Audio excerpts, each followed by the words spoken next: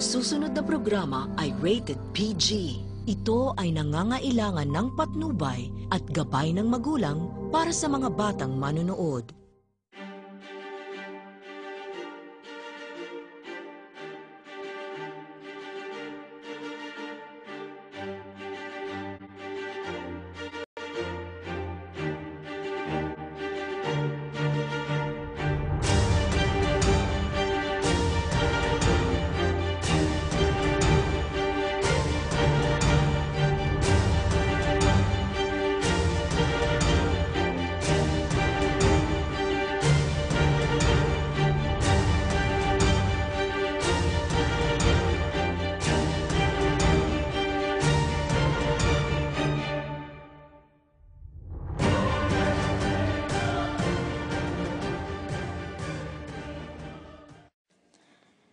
Sa isang bapor na nagangalang Tabo, kakikitaan ang bapor na iba't ibang uri ng tao.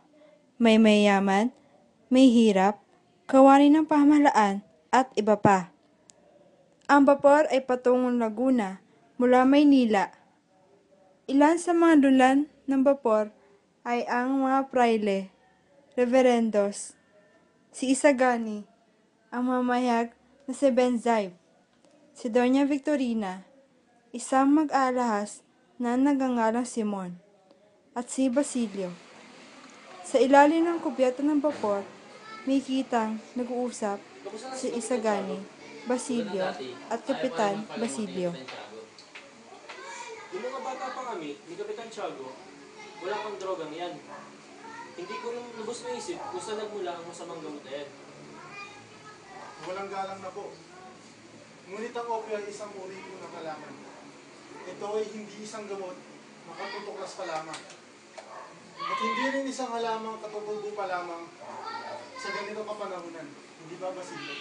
Sangayon ako sa sinabi mo, kaibigan. Sa pagkakatanda ko, meron nga ang opio noon. Tama, meron nga. Ngunit hindi ganun napapansin dahil abala ang mga tao sa pag-aaral. Maiba ko, kamusta na nga pala inyong tinatag na Akademyo ng Wikang Kastila? Handa na po ang lahat. May mga guro na rin po. At handa na rin pumasok ang mga estudyante. Mabuti kung ganun. Sana'y magtagumpay kayo sa inyong binabalak. O sige, mauna na ako. Pupuntahan pa kasi ako.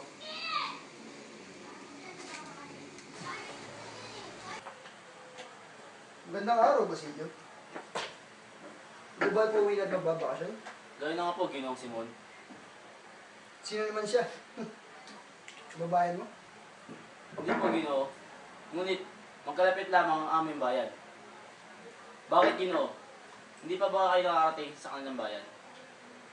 Sadyang hindi ako pumupunta sa mga lalawigan pagkat hindi sila bumibili ng aking mga alas. At sa aking palagay, may hirap ang mga tao. Sadyang hindi lamang kami bumibili ng mga gamit na hindi namin kailangan. Ipagpauman ninyo, Ginoong Simon, kami mauna na sa inyo. Ang tiyo ng aking kasama ay naghihintay sa amin doon sa dakong ulian. Bisperas ng Pasko. Ngunit si Basilio ay lulan sa isang kalesa patungo sa bahay ni Kapitan Tiago sa bayan ng San Diego. Inabutan nila sa daan ang prosesyon ng iba't ibang santo. Si Kapitan Tiago ay tumulong kay Basilio upang makapag-aral ng medisina. Sa tuwing uuwi si Basilio sa San Diego, lagi niyang binibisita ang libingan ng kanyang ina. Ngunit, isang gabi, isang hindi inaasang sekreto ang nalaman ni Basilio. Si Ginoong Simon, ngunit ano ang ginagawa niya dito sa libingan ng ang ina? May tutulong ba sa inyo, Ginoong Simon? Ginagawa mo sa gubat na to?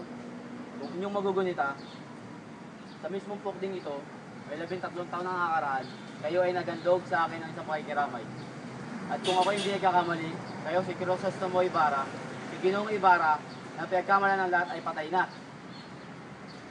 Saan makamamatay ang lihim mong nalaman? Isang lihim na maaari mong ikapahamak. Yung ba naisip na maaari kang mamatay sa aking kamay? Di ba ang pagkakilala sa inyo, Ginoong Simon? Magkakatuklas mo ito sa aking lihim. May malaking banta sa akin. maaaring pagkapunyag nito ay malaking sira sa plano ko. Sa plano kong pag-iiganti. Sa plano ko matagal ko nang pinaghahandaan. Noon, tinutulang kayo bilang isang filibustero at dahil doon, kayo nakulong. Muli ba inyo itong hayang mangyari? Kung nakakaalam ng linya kung maliban sa akin dalawa. Kung mawawala ka sa akin ng das, nanatili kong sabihin. Madaling palabasin na napatay ka ng mga tulisan sa gubat. Kung gayon, ako ay mali ng pag-aalala sa inyo. Kung naparito ako 13 taon na nakakaraan. Kung nakilain, ang sa kaibigan na inalalang buhay para sa pagkakapatan ng Pilipino laban sa kapangat.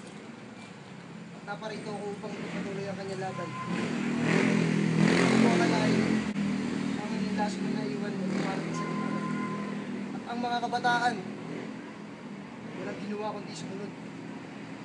Pagpaalipin, hindi pinakikinggan. Hindi, Ginoong Simon. Kung hindi dahil sa pag-aaral ng mga kabataan sa wikang Kastila, ay hindi tayo papakinggan ng pamahalaan. At ang wikang ito, ang magbubuklod ng tulayan sa mga Pilipino. Isang pagkakamali. Hindi kailanman ito magiging isang pambansang wika. Aanin natin ang wikang ito. Tatakpan lamang ng wikang ito ang ating karapatan. Ang ating pagkatao. Ginoong Simon, mali ang iyong iniisip. Simula pa lamang. Akin na nasaksan ng mga mga kabataang naghahangad ng akademya. Ilang beses ko na rin kinuusap si Makaraig o si Isagani upang iayag sa inyo na pagkakamali ng inyong plano. Ngunit, iisipin niyo lamang na hindi na nasisiraan ako ng bait. Pero narito ako ngayon. Hawak ko ngayon ang plano. Hayaan kita mabuhay pa silyo. Ngunit sumama ka sa akin. Hayaan natin sa katuparan ng plano. Laban sa mga mapang-api. Salamat sa pagtitiwala mo, Ginoong Simon. Ngunit ako man, ay may mga pangarap din.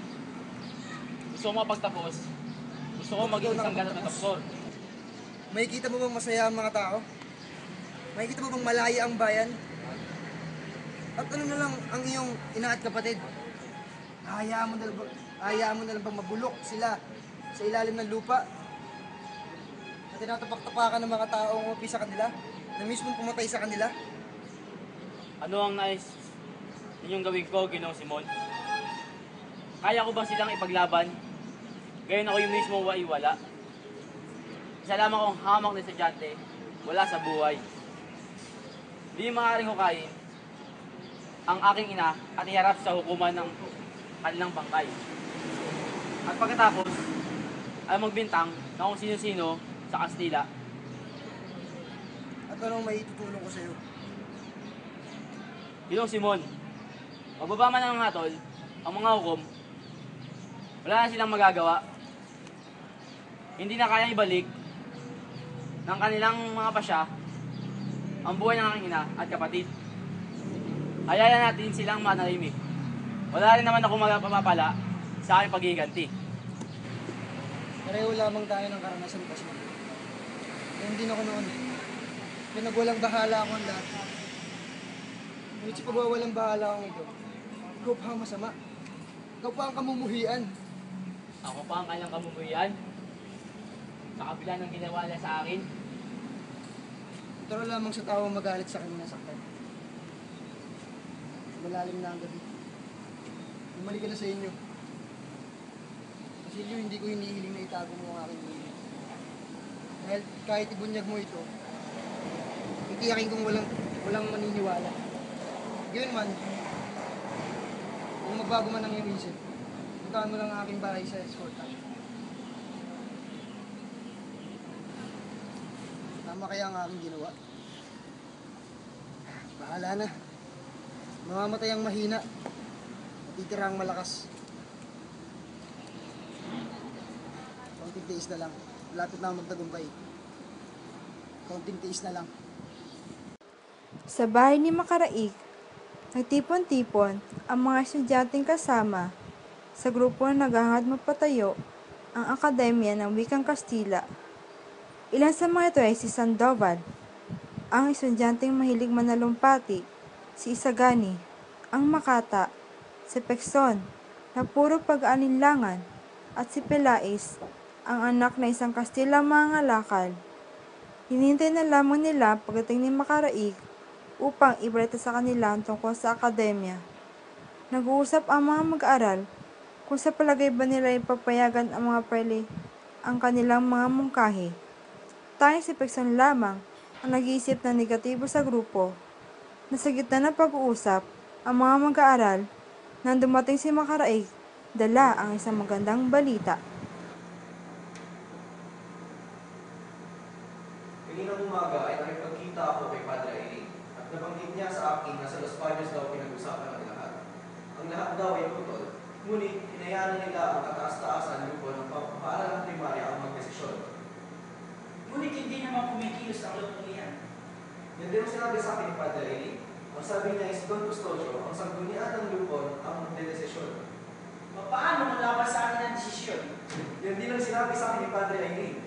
At ang sinabi niya sa akin ay ganito, malaki na ang ating tinamo. Nagawa na natin na ang ating kahilingan ay may umang sa isang kapasyahan. Sinabi ni Padre Irene na kung tayo makikipagkilala kay Don Custodio ay magagawa natin hilingin na ang kanyang pagsasang-ayon. Ngunit paano naman tayo magipagkilala sa kanya? Dalawang paraan lang ang sinabi sa akin ni Padre Irene. Makikchip na si Quiroga, ang mananayaw ay si Perbay. Tignan muna natin ang isang paraan. Bagang hindi na ng pahay doon sa studio. Oo, siya nga. Isa siya pa mag-aral ng aking kamay. Ang problema lang ay kung paano natin alapitan upang kausapin si Don Custodio. Napaboran tayo. Hindi ba't si Ginoong Pasta ay may kaluguyong isang mananahin? Wala na bang ibang paraan bukod sa hahandog ng mga kalaguyo niya? Huwag ka namang maarte. Isipin mo na lang ang ginawa kang magagawa noon. Kilala ko ang babae. Siya si Matea. Hindi naman siguro masama kung ating nasusubukan. Ang mga paraan hindi na maaari tignan. Kakausapin ko si Ginoong Pasta. Kung ako'y hindi magtagumpay, saka natin subukan ang ibang paraan. Marahil ay tama si Sagani. Kung gayon, hintayin natin ang resulta ng pag-usap niya kay Ginoong Pasta. Nagpakitang muli si Simon kay Basilio Gusto na si Kapitan upang anyayahan nitong sumama sa pinabalak nitong paghihimagsik. At may ang kanyang pulso. Tuloy na tumalat ang kanyang lason sa kanyang buong katawan. Parang Pilipinas. Habang tumatagal, lalong humihina. Napansin kong hindi mo na binabasa ang librong binigay ko sa'yo. Wala kang pagmamahal sa bayan. Sa loob lamang ng isang oras ay magsisimula ng himagsikan. At bukas, wala nang universidad. Wala na rin mag-aaral at magpapahirap. Naparito ako dahil sa dalawang bagay. Makamatayan mo o ang iyong kinabukasan. Sa panig ng umaapi o sa panig ng bayan.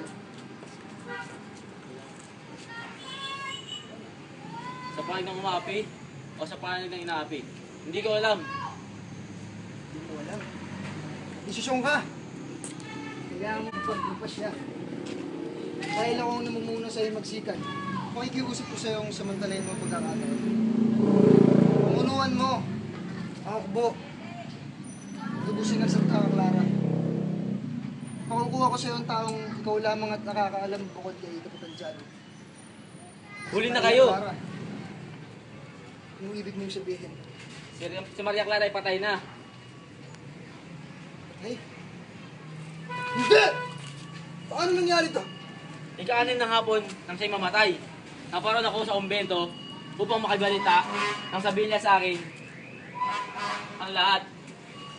Pagbalik ko, isang liyam ang inabot sa akin ni Padre Salvi para kay Kapitan Tiago na dala ni Padre Irene. At dahil na rin dito, kung kaya't nanangis ang kapitan. Hindi maaari to. Ito siya patay! Buhay pa si Maria Clara. Ligtasyo siya ngayon. Huminahon ka, Ginoong Simon. Wala tayong magagawa kundi tanggapin ang katotohanan. Namatay siyang di nalalaman na ako'y buhay. Namatay siyang di nalalaman na bumalik ako para sa kanya. Kaawawang tao, labi siyang naghihirap. Nagtiis siya ng napakahabang panahon para sa kanyang iniibig. At ito ang kanyang nakuhang ganti. Sadyang nakapanginayang ng damdamin. Sa isang pansiteria na nagngangalang Pansiteria Macanista de Buen Gusto, ang mga estudyante ay nagtipon-tipon dahil sa pare-pareho silang masasamaang loob pagkat sila ay nabigo sa kanilang panukala ukol sa pagtatag ng akademya ng wika. Kay Don Custodio, sa kaasan at pagsisalupa sa mga binata may magandang kalooban. Bakit hindi pinabura ni Don Custodio ang ating hilig? Walang nakakalam yan. Di ba't marami na siyang tagumpay? Bakit tayo hindi man lang niya hinayaang magtagumpay? Mabuti naman ang ating hangarin. Alam niyo na ba? Ang mag-aalaas na si Simeon ay ginupi ng mga di kilalang mga tao. At ayaw daw nitong magsalita. Marahil ay nagbabalak magiganti. Sabi ng ilang sa bayan, mga praile daw ang may kagagawa. Sino ba naman sa atin ang may interes sa nangyari sa mga aalas na walang ibang alam kundi isang sabi ng mga salapi ng mga Pilipino? Magandang araw, kamusta? Mabuti at nakarating ka. Si Juanito na lang pala ang wala. Sana'y si Basilio na lang ang ating inanyayahan. Sa halip na si Juanito, mukhang wala itong balak pumunta. Oo nga naman. Bakit nga ba hindi na lamang si Basilio ang ating inanyayahan? Isa pa, kapag nalasing si Basilio, ay maaari pa tayong makakuha ng ilang impormasyon tungkol sa isang bata at isang monga na nawawala. Para kay Don Custodio, ang panukalang sopas. May Padre Irene naman ang adobo at ang minudo ay para sa mga praile. Pansit gisado naman para sa mga bayan. Dahil katulad ng pansit ng Uche, tayo ang kumatangkilik habang sila ang nakikinabang. Katulad na lang ang pamahalaan natin ngayon. Hindi dapat iaalay ang pansit kay Quiroga. Isa sa pinakamapangyarihang tao sa Pilipinas. Dapat Eminencia Negra, si Simon. Maagang gumising si Basilio upang dalawin ang mga pasyente niya sa ospital at upang asikasuhin ang mga papeles na kanyang kakailanganin sa kanyang pagtatapos sa universidad. Pinaplano niyang lapitan si Macaraig upang humiram ng kaunting halaga na kanyang gagamitin sa kanyang pagtatapos. Ang lahat kasi ng kanyang naipon ay nagugol niya sa pagtubos kay Huli at sa kanilang titirhan ng kanyang lolo, si Tandang Selo. Naglalakad si Basilio patungong universidad. Bakit kaya sarado ang paaralan? Ano kaya nangyayari? Basilio, ang ginagawa mo dito? Akin po sanang pupuntahan ang aking mga pasyente. At aasikasuhin ko ang aking mga papeles para sa pagtatapos. Ganun ba? Matanong lang kita. Kasama ka ba ng mga estudyante kagabi sa Peking? Hindi po. Ako inanyahan, ngunit hindi ako napunta dahil binantayan ko si Kapitan Tiago. Mabuti kung ganoon. Narinan niya ang kakamo. Nasabi ka ba sa kanilang organisasyon? Ako ay nagbayad lang para sa kasapian. Ganoon ba? Kung ako sa iyo, ay uuwi na lang ako. At susunugin o sisirain ang anumang ebidensya na magdadawit sa iyo. Saglit lang po, may kinalaman mo ba ang mag-aalas sa Simon sa mga nangyayari? Ang Eminencia Negra? Wala! Hindi mo ba nabalitaan na si Simon ay nagpapahinga ngayon dahil may mga kilalang tao na sumugal sa kanya? May mga sangko po ba ang mga tulisan? Wala. Panay estudyante lamang. Makikita mo sa universidad ang mga paskil na puro paghihimagsik ang laman. Ganun po ba? Maraming salamat po. Mag-ingat po kayo. Ikaw din.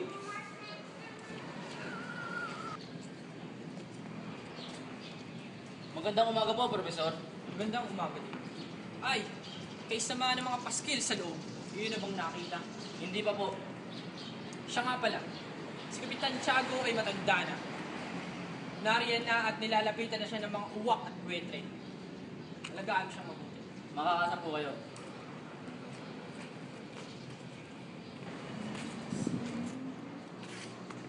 Tinitiyak ko.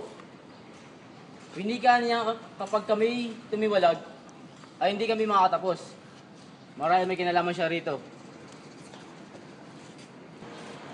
Teka, si Sandoval yun! Sandoval! Sandoval! Dito, Sandoval! Basilio. Ang alin? Tungkol ba sa mga paskil? Hindi. Matagal daw mawawalan ng paso. Kalain mo yun. Sige ako na nakasaya. Kala ko naman kung bakit siya masaya. Juanito, buti nakakita kita. May tatanong sana ako sa'yo. Wala akong alam. Wala akong kinalaman, Basilio. Alam mo yun. Hindi, ikaw, minahon ka. Namumutla ka na, oh. Wala akong kinalaman, Basilio. Alam mo yun. Wala akong kinalaman. Isang sibil. Paalam, Basilio. May kailangan pa akong puntahan. Ano ba ang nangyayari? Wala na akong pagtanungan. Isagani, Basilio, mabutit nakita kita. Maaari masabihin sa akin kung ano ang nangyayari? bakit ganoon?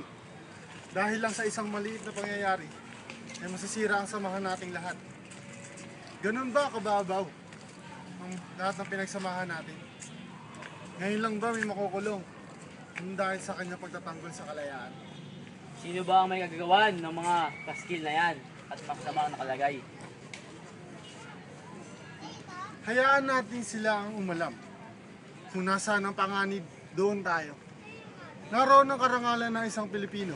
Hayaan natin sila ang umalam. Kung nasaan ang panganib, doon tayo.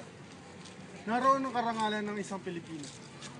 Kung sinasabi ng mga paskil ay tungkol sa karangalan, hayaan natin ito at pasalamatan.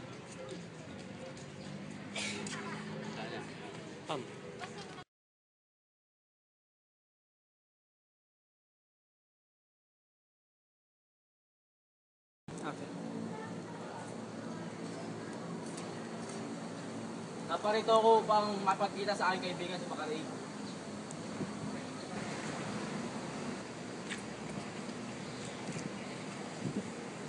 Marangal na pagkatao, sa oras ng kaginhawaan ay wala ka, ngunit ngayong oras, kayo'y kailangan namin ay narito kayo at hanggang support. Ano ang iyong pangalan, Sinata? Basilio po. Narito ang kanyang pangalan sa listahan. Dakpin rin siya at isama sa himpilan. Saglit lang, ba't pati ako? Huwag kang mag-alala. Babalita ko na lang sa'yo ang nangyari sa hapunan kagabi habang nasa sasakyan tayo. Ako'y napadaan lang upang mangaram ng konting halaga. Huwag kang mag-alala. Kapag ako'y nandun pa, aaniyahan natin ang laban. Buwan na ng Abril at laganap na ng balit ng kasalan, si Simon naman ay nais nagdaos ng isang piging dahil siya ay lilipad ng pabalik ng Espanya. Magandang araw, Ginoong Simon. Magandang araw din sa'yo. Maaari kang umupo. Natindi ako isang magarbong handa ng inyong handog, Ginoong Simon. Yun nga sana ang aking nais. Ngunit wala naman akong malaking lugar para pagdausan ng malaking piging. Sayang naman pala. Di sana'y kayo na lang nakabili ng bahay ni Kapitan Tiago. Hindi sana napunta kay Don Tometeo Pilais ng libre. At ngayon ikakasal ang kanyang anak sa mayamang si Paulette Gomez. Doon talaga. May mga tao talagang swerte. Kung sa bagay, mabuti na rin at si Juanito ang kanyang papakasalan. Kaysa naman sa isang hamak na makatang si Isagani. Marunong di mag-isip ang babae. Alam niyang hindi niya kaya ang buhay mahirap. Kamusta, Ginoong Simon? Gusta, Basilio? Ano pa kayo mo sa akin pamamahay? Isa ako masamang anak at kapatid, Ginoong Simon. Nakalimutan ko peta yung aking kapatid at pinaslang ang aking ina. Ngayon, pinaparusahan ako ng Diyos. Wala na ako nararamdaman kundi galit at pag-iiganti. Kahit noon, may siya ay hindi ako nangingilam. Nabigo sila at ako'y nagkulang kahit wala akong kasalanan. Yun ang parusa sa akin. Narito ako sa labas ng dahil sa iyo. Ngayon, handa na ako. Handa na ako ipagtanggol ang bayan. Hindi ko ang kilusan ng dahil sa akin. Puro sulong ang ang aking puso. Wala nang dahilan para umatras. At sa tulong mo, ako'y magtatagumpay. Magsasabog ako ng kamatayan sa gitna ng bango at rangya. At ika'y gigising sa kabataan sa gitna ng dugo. Yun. Ito ang daan patungo sa aking tagong laboratorio. Masyado ng tago. Walang ibang makakakita nito. Ginong Simon, para sa mga lamparang ito? Dinamita? Oo, ngunit hindi ito basta-basta binalita. Ito ang kasaywang na imbak. Mga kagagawang walang katwiran na tupang api. Ngayong gabi, magkakaroon ng pagsabong ang Pilipinas at mapaparusahan ang mga makasalanang hindi magawang parusahan. Mamayang gabi magkakaroon ng pista. Ilalagay ang lamparang ito sa gitna ng handaan. Napakaliwanag ito. Tingin na ibibigay nito. Ngunit pansamantala, pagkaraan ng 20 minuto, mawawala ang ilaw ng lampara. Kapag kinayos ang mitya, sasabog ang bomba! Kung gayon, hindi na pala ako kailangan dito. Iba ang iyong gagawin. Pagkarinig na po ito, kay lalabas ang artilyero at ito pang kinasundo ko noon. Pupunta ang lahat sa lugar na kinaroroon ng Pili Santales, sa Santa Mesa. Sabay, nasusubad ng lahat. Nakagulo at ang mga nangyayari. Ikaw ang mumuno sa iba. Bilhin mo sila sa bahay ni Quiroga dahil doon nakaimbak ang mga baril at pulbura ng naman ng Pili Santales. Isusubukan ang agawin ng mulay. Mamatayan lahat ng may hina. Lahat ng hindi handa. Lahat? Kahit mga walang laban? Oo, lahat! Lahat ng Indio, Mestizo, Chik, Stilang Duwag. Kailangan magsimula muli. Mula sa mga dugong dadaanap, isisibol ang bagong lahi. Isang bagong lipunan na kahit kailan, hindi mapapakapi. At ano lang ang sasabihin ng mundo na gagawin natin ito? Pupurihin tayo ng mundo. Ano naman ang aking pakialam? Bakit ko kailangan isipin kung pupurihin nila tayo o hindi? Bakit ko kailangan linagpin ang mundo kailanman ay hindi lumingap sa akin? Tama ka.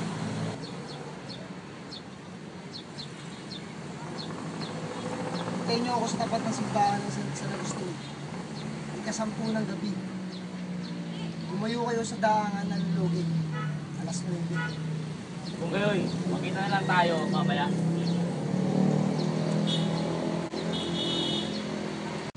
Nagsimula ng tagsain ng mga panauhin ang bahay ni Kapitan Tiago na pagdadausan ng kasal nila Paulita at Juanito.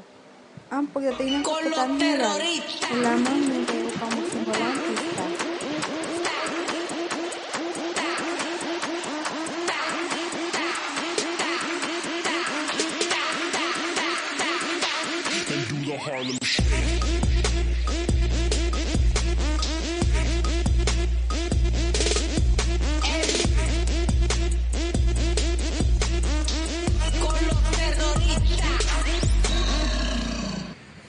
Ang dami palang mamamatay sa pagsabog mamaya. Kawawa naman sila. Payo ko kaya ng iba upang di sila madamay sa pagsabog. Hindi! Ano naman ngayon sa akin kung mamatay sila? Hindi ko dapat sirayan ang pagtitiwala niya sa akin. Siya ang naglibing sa aking ina.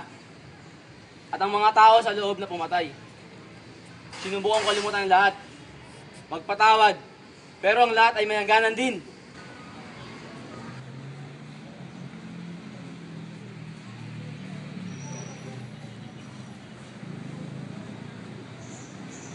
Dapat sila madamay. Sandali lang. Papasukin niyo ako. Ililigtas ko sila. Hindi ka maaari pumasok. Tingnan mo nga yung suot mo. Papasukin niyo ako. Hindi maaari. Tayo na si Shulka. Dali! Ililigtas niya kasi sarili. Dapat na umalis. Basilio, anong ginagawa mo dito? Sagani, tara na. Umasa tayo dito. Bakit tayo aalis? Gusto ko siya makita. Nais ko siya makita. Gusto mo na bang mamatay? Hindi ko alam. Makinig ka. Ang lampara sa loob ay may eksama pulbura. Nasabog yon anumang oras ngayon. Kaya tara na. Bukas ang iba na siya. Kawawangan ng Diyos. Sagani.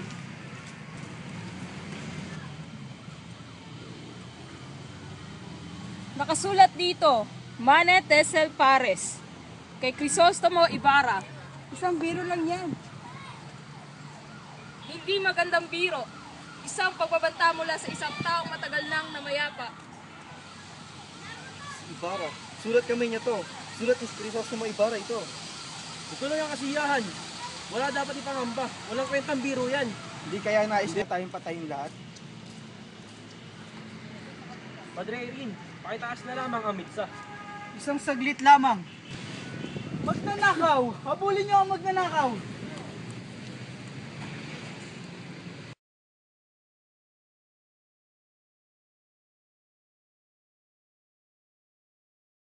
Napag-alaman ng lahat na si Simon ay may kagagawa ng lahat. Hinalughog ang kanyang bahay at nakita dito ang ilang armas at bulbura. Pinaghahanap na siya ng mga sibil. Ayaw niya magpahuli ng buhay kaya uminom siya ng lason at nagtungo kay Padre Florentino Simon, upang masama ba ang iyong humpisad. pakiramdam? Wala to, Padre. Mawala rin na at magkaraan ng ilang sandali. Pagkatatalog na ang lason sa aking katawan. Diyos ko! Huwag ka matakot. Papagabi na. At narito ako para ilahad ang aking lihim. Oh. Totoo bang may Diyos? Kahit saan tayo patungo, nariyan ng Diyos. Umupo ka. Ayoko mamatay ng may dalang kasamaan. Patawarin ka ng Diyos, anak. Alam niyang hindi mo ginusto ang lahat ng mangyayari. Nasilaw ka lamang sa galit at sa paghihiganti.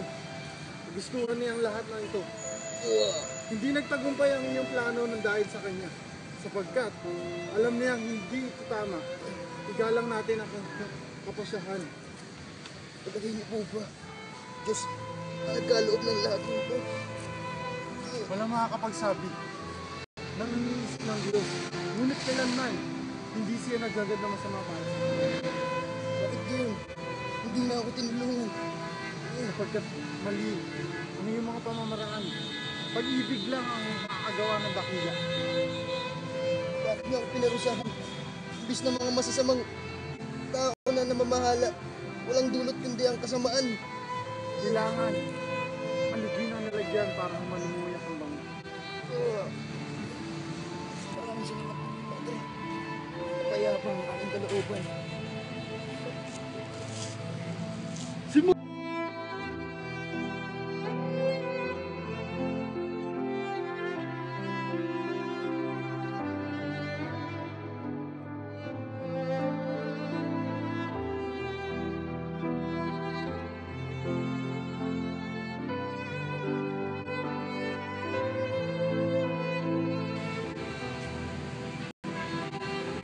Malibing ka nawa sa kilaliman ng dagat. Nung kakailanganin ka ng tao para sa isang maraming na hangarin. Ipapahintulot ng Diyos sa matapos ka. Sa sinatupunan ng alin. Pansamantala, diyan ka muna. Hindi ka mabawas. Hindi ka makakabaluktot ng katwiran. Hindi ka mag-uudyok ng kasamaan.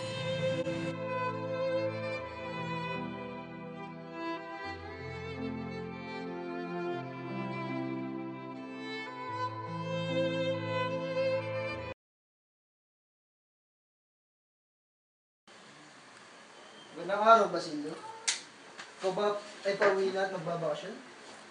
Ganoon na nga po, Ginoong Simon. Sino ang iyong kasama?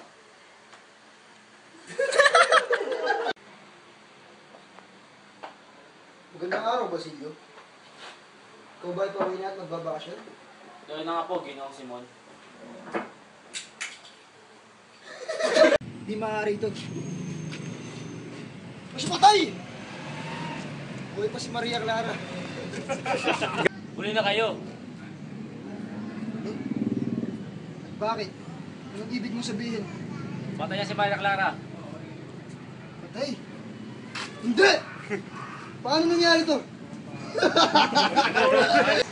Ang mapaparusahan, ang mga makasalanan.